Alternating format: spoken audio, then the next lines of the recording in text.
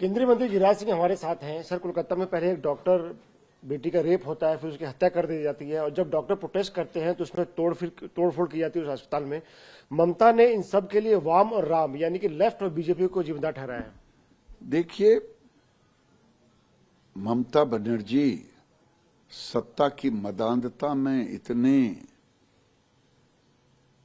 पागल हो गई हैं कि अब उन्हें राम को भी गाली देने में परहेज नहीं आता। जो ममता बनर्जी मां, माटी और मानूस की बात करती थी, आज वहां डॉक्टर बेटी के साथ जो दरिंदगी हुआ, वो निर्भया दिल्ली में हुए कांड को याद ताजा कर दिया। और मैं कहता हूं, चोरी और सीना जोड़ी। आप तो सबूत को मिटाने के लिए कंस्ट्रक्शन करवा रही थी। आप सबूत को मिटाने के लिए रात को 1 बजे डॉक्टर शांतिपूर्ण टॉर्च मार्च 12 बजे निकालने वाले थे, निकाल रहे थे। उनके साथ हजारों गुंडों को आपने भेज करके, और आप उल्टे कह रही हैं, घड़ियालू आंसू बहा रही हैं। आप चाहती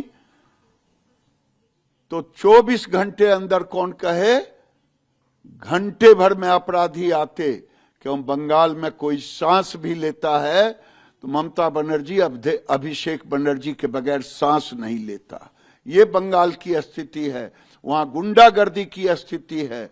कोई जीता है तो इनकी मर्जी से, और जिस ढंग की स्थिति वो बना दी है, सबूत मिटाने के लिए ये सारे गुंडागर्दी हुए हैं। हां, राम को आप गाली दे रही हैं। राम तो शांति के प्रतीक, सद्भाव के प्रतीक, प्रेम के प्रतीक है। राम राज्य की कल्पना की गई है, लेकिन वही राम जब अन्याय होता है तो रावण रूपी अन्यायी, तारका रूपी अन्यायी को भी मिटाने का काम राम ने किया है। और अब पाप का घड़ा भर चुका है। जहां एक तरफ सर वो इस पूरी घटना के लिए राम और वाम को जिम्मेदार ठहरा रही है, वहीं दूसरी तरफ ममता बनर्जी आज एक मार्च भी निकाल रही है इस घटना के खिलाफ और कह रही है कि शांति भी आएगी। यही तो कहे, चोरी और सीना जोड़ी सर्व करनी चाहिए। अगर हो तो गंगा के किनारे जाकर के उपवास करें। और हमारे धर्म में, सनातन में है कि बालू, गंगा का बालू और गोबर और गंगा जल पी करके प्रायश्चित करें। राहुल गांधी ने भी इस घटना को लेकर जो वहां का स्थानीय प्रशासन है और जो अस्पताल का प्रशासन, उसको जिम्मेदार ठहराया था। छी छी छी राहुल गांधी।